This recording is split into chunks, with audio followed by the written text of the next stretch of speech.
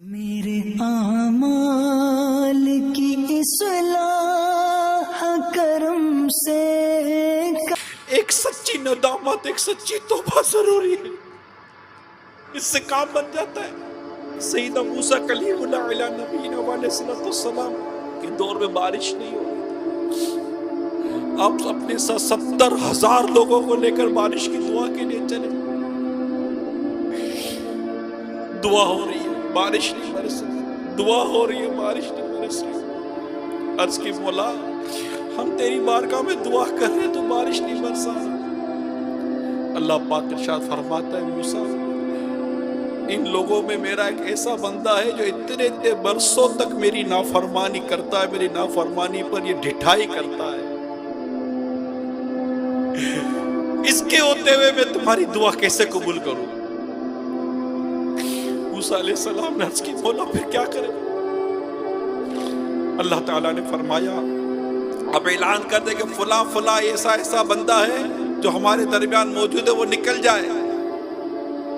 موسیٰ علیہ السلام نے عرض کی مولا 70,000 لوگ ہیں، میری آواز کیسے پہنچے گی؟ فرمایا آپ آواز دے پہنچانا ہمارا کام ہے۔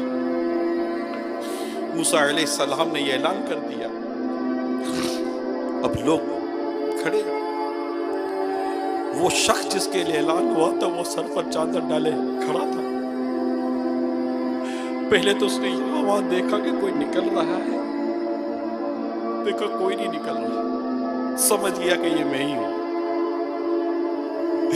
یہ میں ہی گناہگار ہوں، میری وجہ سے بارش نہیں ہو رہی، دعا قبول نہیں ہو رہی ہے۔ سر پہ چادر تھی، سر جھکا ہوا تھا، اپنے رب کے حضور عرض کرتا ہے مولا میں جانتا ہوں یہ میں ہی ہوں، میں ہی وہ گناہگار ہوں تیرا بندہ، مگر مولا اگر میں ان سب کے بیچ میں سے نکلوں گا تو تیرا یہ بندہ رسوا ہو جائے گا،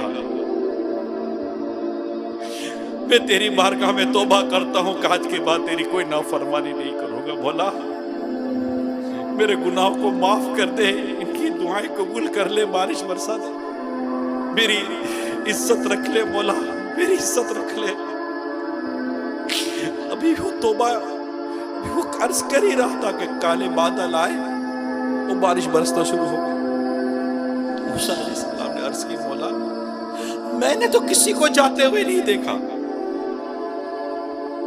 تو نے بارش برسا دی۔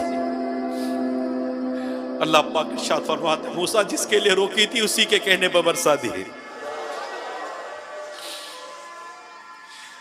موسیٰ علیہ السلام نے عرض کی مولا مجھے بتا وہ کون ہے؟ اللہ پاک فرماتا ہے موسیٰ جب نافرمان تھا تو میں نے اس کے عیب چھپا کر رکھے، اب تو یہ میرا پسندیدہ بندہ بن چکا ہے، اب میں اس کے کیسے اس کو ظاہر کرتا ہوں۔ ایک سچی توبہ، ایک سچی توبہ سارے گناہ بخشوا دیتی ہے کہ بندہ تو جی توبہ کر لے مولا بس آج کے بعد گناہ نہیں کروں گا، میں معاف بھی مانگتا ہوں، اور اللہ جانتا ہے کون اس کی بارگاہ میں سچی معافی مانگتا ہے، سچی توبہ کرتا ہے۔ اس رب کے غضب سے ڈر کر، جہنم کے عذاب سے ڈر کر، اللہ کی ناراضگی سے ڈر کر کہ اللہ ناراض ہوا تو ہم کہیں کے نہیں ہوئے، اگر وہ ناراض ہوا اور ایمان چھین لیا تو ہم تو برباد ہو جائیں گے۔ جنت تو صرف ان کے لیے جو ایمان سلامت لے کے جائیں گے۔ ہمیں اس بات کا احساس ہونا بہت ضروری ہے کہ جہنم کی تباہ کاریاں ہیں کیا، جہنم کی ہولناکیاں ہیں کیا۔ اللہ نہ کرے ایمان برباد ہو گیا تو کیا بنے گا؟ گناہ گاروں کو، اللہ کے نافرمانوں کو جہنم میں جو جھونکا جائے گا تو ان کا حال کیا ہوگا؟ جہنم ہے کیا چیز؟ جہنم کا عذاب کیا ہے؟ جب یہ ہمیں پتہ چلتا ہے تو ہمارے رونگٹے کھڑے ہو جاتے ہیں، اللہ تعالیٰ سے ہم اس کی پناہ مانگتے ہیں، ہم دعا کرتے ہیں اللہم اجرنی من النار۔ روایت میں آتا ہے جہنم کی آگ کے 70 جزوں میں سے ایک جز ہے یہ دنیا کی آگ۔ جہنم کی 1000 برس تک دھمکائی کی گئی، مطلب اس کو دھکایا گیا، یہاں تک کہ وہ سرخ ہو گئی، پھر 1000 برس اور یہاں تک کہ سفید ہو گئی، پھر 1000 برس اور یہاں تک کہ سیاہ ہو گئی، اب وہ نیلی سیاہ ہے، کالی ہے جہنم کی آگ۔ حضرت سیدنا جبرائیل علیہ السلام نے پیارے آقا صلی اللہ علیہ وسلم کی بارگاہ میں قسم کے ساتھ عرض کی، اگر جہنم سوئی کے ناکے کے برابر کھول دیا جائے تو تمام زمین والے سب کے سب اس کی گرمی سے مر جائیں۔ اور قسم کھا کر کہا، اگر جہنم کو کوئی داروغہ محافظ اہل دنیا پر ظاہر ہو تو زمین کے رہنے والے کل کے کل اس کی ہیبت سے مر جائیں۔ اور با قسم بیان کیا، یعنی قسم کے ساتھ بیان کیا کہ اگر جہنمیوں کی زنجیر کی ایک کڑی دنیا کے پہاڑوں پر رکھ دی جائے تو کانپنے لگیں اور انہیں قرار نہ ہو، یہاں تک کہ نیچے کی زمین تک دھنس جائے۔ یہ دنیا کی آگ جس کی گرمی اور تیزی سے کون واقف نہیں کہ بعض موسم میں تو اس کے قریب جانا انتہائی دشوار ہو جاتا ہے۔ اللہ ہمیں جہنم کی آگ سے پناہ دے۔ جہنم کی آگ کا عالم کیا ہوگا؟ اے میرے پیارے اسلامی بھائیوں، یہ عشرہ جہنم سے آزادی کا ہے۔ اللہ جانے کہ دوزخ کی گہرائی کس قدر ہوگی۔ حدیث پاک میں ہے، اگر پتھر کی چٹان جہنم کے کنارے سے اس میں پھینکی جائے، اگر پتھر کی چٹان جہنم کے کنارے سے اس میں پھینکی جائے 70 برس میں تہ تک پہنچے گی۔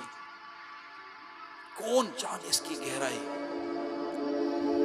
اگر انسان کے سر کے برابر سیسے کا گولا آسمان سے زمین پر پھینکا جائے تو رات آنے سے پہلے زمین تک پہنچ جائے گا، حالانکہ یہ 500 برس کی راہ ہے۔ انسان کے سر کے برابر ایک سیسے کا گولا اگر آسمان سے پھینکا جائے تو رات ہونے سے تک یہ زمین تک پہنچ جائے گا۔ اور جہنم کی گہرائی کہ اگر جہنم کے کنارے سے پتھر کی چٹان پھینکی جائے تو 70 برس میں جہنم کی تہ میں وہ پہنچے گی۔ جہنم میں لوہے کے ایسے بھاری گرزوں سے فرشتے ماریں گے کہ اگر ایک گرز زمین پر رکھ دیا جائے تو تمام جین و انس جمع ہو کر اس کو اٹھا نہیں سکتے۔ جہنمیوں کے بدن سے جو پیپ بہے گی وہ پلائی جائے گی۔ خاردار تو ہر ایک قسم کے کانٹے دار زہریلا درخت جس میں سے دودھ نکلتا ہے کھانے کو دیا جائے گا۔ وہ ایسا ہوگا کہ اگر اس کا ایک قطرہ دنیا میں آئے تو اس کی سوزش و بدبو تمام اہل دنیا کی معیشت کو برباد کر دے، اور وہ گلے میں جا کر پھندا ڈالے گا۔ اس کے اتارنے کے لیے جب پانی مانگیں گے تو ان کو کھولتا ہوا پانی دیا جائے گا۔ منہ کے قریب آتے ہی منہ کی ساری کھال گل کر اس میں گر پڑے گی، اور پیٹ میں جاتے ہی آنتوں کے ٹکڑے ٹکڑے کر دے گی، اور وہ شوربے کی طرح بہہ کر قدموں کی طرف نکلیں گے۔ پیاس اس بلا کی ہوگی کہ اس پانی پر ایسے گریں گے جیسے انتہائی شدید پیاس کے مارے اونٹ ہوں، جس کو سب سے کم درجے کا عذاب دیا جائے گا، اسے جہنم کی آگ کی جوتیاں پہنا دی جائیں گی، جس سے اس کا دماغ ایسے کھولے گا جیسے تانبے کی پتیلی کھولتی ہے۔ وہ سمجھے گا سب سے زیادہ عذاب اس پر ہو رہا ہے، حالانکہ اس پر سب سے ہلکا عذاب ہو گیا، سب سے کم عذاب۔ بندہ تصور کرے جہنم کی آگ کی جوتیاں جس کو پہنا دی گئی، آج لذت لے کر گناہ کرتے ہیں، بھول جاتے ہیں کہ گناہ سے اللہ ناراض ہو جاتا ہے، اور اللہ کی ناراضگی ایمان کی بربادی کا سبب بن سکتی ہے۔ ارے دنیا کی ایسی کون سی گناہ کی لذت ہے جس کا مقابلہ بندہ جہنم کی تکلیف سے کر سکتا ہے؟ ناممکن ہے، محال ہے۔